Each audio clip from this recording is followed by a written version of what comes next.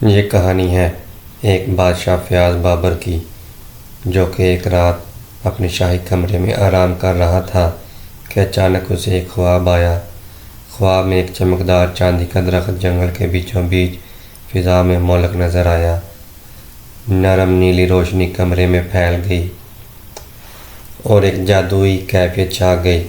خواب سے بیدار ہو کر وہ چونک پڑا اور فوراً اپنے وفادار وزیر رحمت علی کو بلایا۔ دونوں نے شاہی محل کی سنہری دیواروں کے بیچوں بیچ کھڑے ہو کر اس خواب پر گفتگو کی۔ پیچھے ستارے اور قدیم طومار چمک رہے تھے۔ بغیر تاخیر کے بادشاہ، وزیر اور محل کے محافظ گھوڑوں پر سوار ہو کر طلوع سحر میں اس روشن جنگل کی جانب روانہ ہوئے جہاں فضا میں جادوئی بادل چھائے ہوئے تھے۔ جب وہ منزل پر پہنچے تو ان کی آنکھوں کے سامنے ایک ایسا درخت تھا جس کا تنا چاندی جیسا چمکتا تھا اور وہ زمین سے تھوڑا سا اوپر تیرتا ہوا معلوم ہوتا تھا۔ ارد گرد رنگین پرندے چہچہا رہے تھے۔ بادشاہ فیاض اور وزیر رحمت علی حیرت سے اسے تکتے رہ گئے۔ اسی لمحے 3 پریاں نمودار ہوئیں، نیلے پروں والی نیہا، سفید پروں والی روشنا اور سنہری لباس میں لپٹی پر اسرار تبسم، جو درخت کے گرد روشنی میں رقصاں تھیں۔ نیہا نے سنجیدگی سے بادشاہ سے مخاطب ہو کر کہا کہ درخت کا راز پانے کے لیے اسے 3 آزمائشوں سے گزرنا ہوگا، اور فضا میں جادوئی نشان روشن ہونے لگے۔ وزیر رحمت تجسس سے یہ منظر دیکھ رہا تھا۔ پہلی آزمائش میں بادشاہ کو ایک چمکتی ہوئی غار میں 3 جانوروں کا سامنا کرنا پڑا، ایک چلاک لومڑی، ایک خوفناک لومڑ اور ایک دانا شاہین۔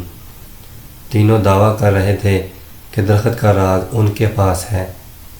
بادشاہ نے غور و فکر سے کام لیا اور آخرکار سچائی کو پہچانتے ہوئے شاہین کو سچ کا علمبردار قرار دیا۔ اسی لمحے غار نیلی روشنی سے جگمگا اٹھی اور پریاں مسکرا اٹھیں، جبکہ بادشاہ ایک سنہری ہالہ میں ڈھل گیا۔ دوسری آزمائش میں وہ ایک طریق دائرہ نما کمرے میں پہنچا جہاں ایک دیو ہیکل آئینہ فضا میں معلق تھا اور اس میں خیانت، فریب اور شک کے مناظر اسے دکھائے جانے لگے۔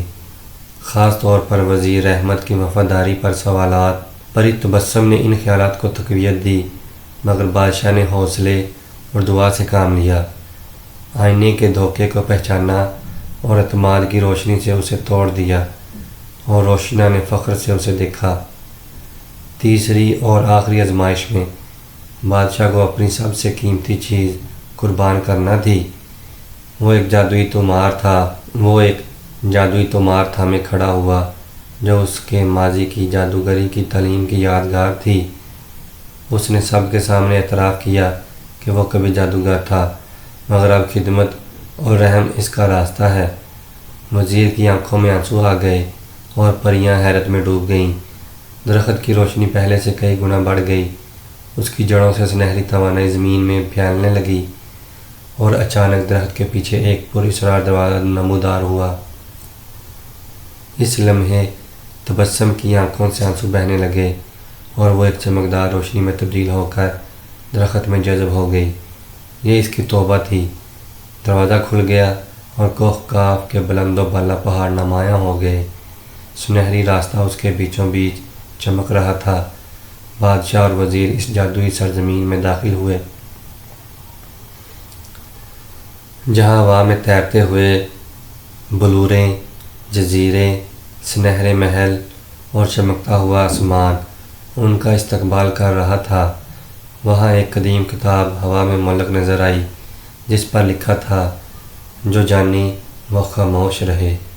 سنہری نشانات اس کے گرد گھوم رہے تھے اور بادشاہ غور سے اسے دیکھ رہا تھا۔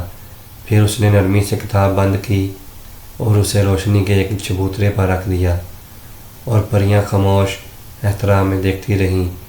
بادشاہ اور وزیر واپس اسی درخت کے مقام پر لوٹے۔ جادوئی دروازے سے نکلتے ہوئے ان کے چہروں پر سکون تھا۔ اور فجر کی روشنی ان پر پڑ رہی تھی۔ سلطنت واپس پہنچ کر بادشاہ نے اعلان کیا کہ ہر سال روشن خیال میلہ منعقد کیا جائے گا، جس میں ایک قیدی کو آزاد کیا جائے گا اور درخت کی جڑوں سے اگے زرینہ پھول عوام میں تقسیم ہوں گے۔ آخر میں وہ جادوئی درخت پھر سے خاموش کھڑا تھا، لیکن صرف وہی اسے دیکھ سکتے تھے جن کا دل خالص ہو۔ تو اس کہانی سے ہمیں یہ سبق ملتا ہے کہ حقیقی طاقت علم، سچائی، قربانی اور خلوص نیت میں ہوتی ہے، نہ کہ جادو، خوف یا دھوکے میں۔ جو حکمران اپنے اندر جھانک کر اپنی کمزوریوں کو تسلیم کرتا ہے، وہی اپنی قوم کے لیے روشنی کا مینار بنتا ہے۔ خدمت خلق وہ خزانہ ہے جو نسلوں کو روشن کرتا ہے، اور صرف وہ دل درخت نور تک پہنچ سکتا ہے جو بے لوث اور سچا ہو۔ تو اگر آپ کو میری یہ کہانی اچھی لگی تو ویڈیو کو لائک کیجئے، میرے چینل کو سبسکرائب کیجئے اور اپنے دوستوں کے ساتھ زیادہ سے زیادہ شیئر کیجئے۔